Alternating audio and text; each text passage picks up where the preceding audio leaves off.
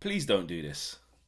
Please, please don't do this. This is what's wrong with football. I'm seeing shouts that Noni Madueke should now be starting for England instead of the injured Bukayo Saka. After a couple of games where Noni Madueke's been alright, he's been good. Fair play to him.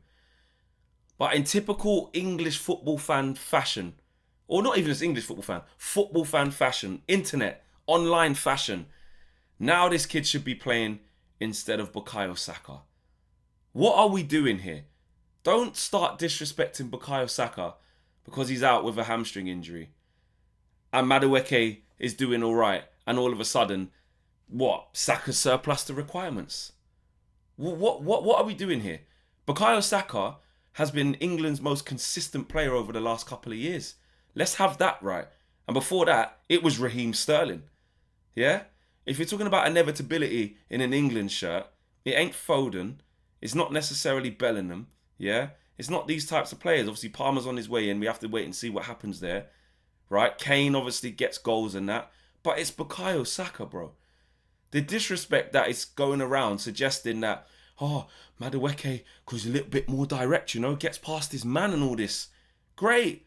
Bring man off the bench for the last 15, 20 minutes of the game. And this is not a slight on Noni Madueke as well, by the way, because let's have it right. This is the guy where there was petitions for him to not even go to Arsenal by some Arsenal fans. I'm not saying these are the same Arsenal fans that are saying that he should be starting instead of Bukayo Saka, because I think any sane Arsenal fan wouldn't be saying this. I'm talking about the wider footballing community trying to suggest to us, right, that because Noni Madueke is direct and goes at his man, all of a sudden he shouldn't be eating bench as soon.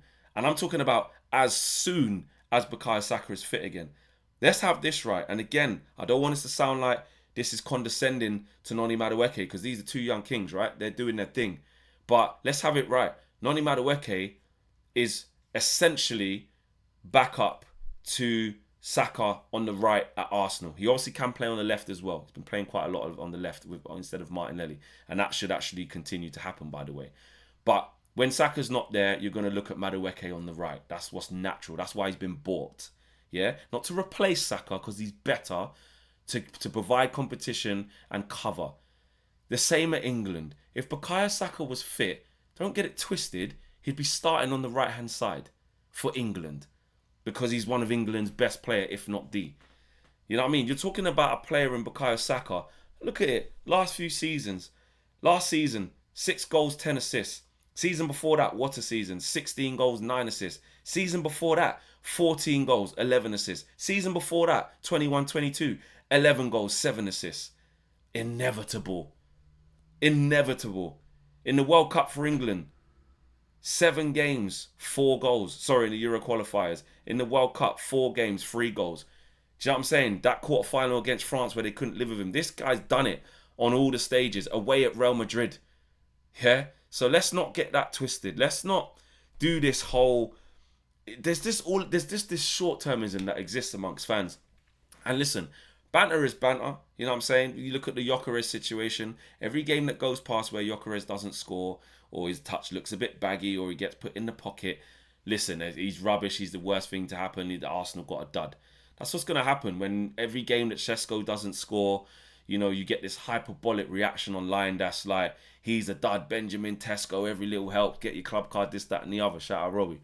That's when we're having a laugh and a joke. But what we can't do is convolute the laughs and jokes and not draw a line under it when we have to talk serious ball. And when we're talking serious ball, let's just please, people, please. Noni Madueke is developing quite nicely. And actually, for a player who was sort of so opposed, well, he wasn't opposed, but for fans being so opposed to him arriving at Arsenal, what he had to deal with on the way into Arsenal was not great. That was awful scenes for him.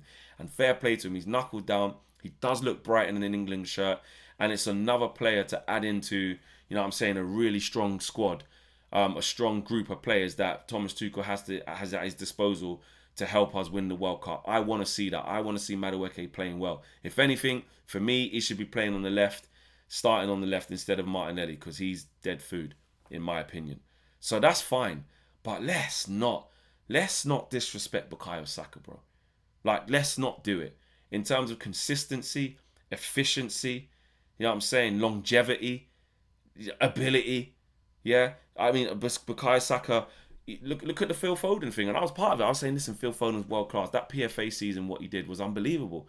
Look at him for the last season and a bit now. Where's Phil Foden now? Can't even get an England team. All right, he's been injured, but also in an England shirt, he's been dreadful. You see him in the Euros last year, terrible.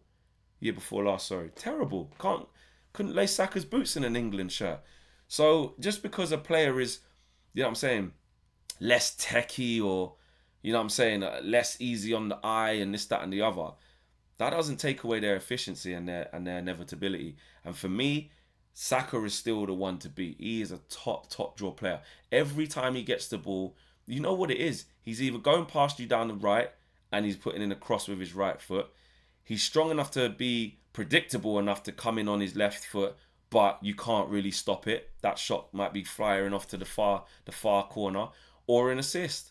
Or better still, if there's nothing on, he's keeping that ball and engaging defenders and drawing people over, and then you get a Martin Odegaard coming into that channel and making things happen.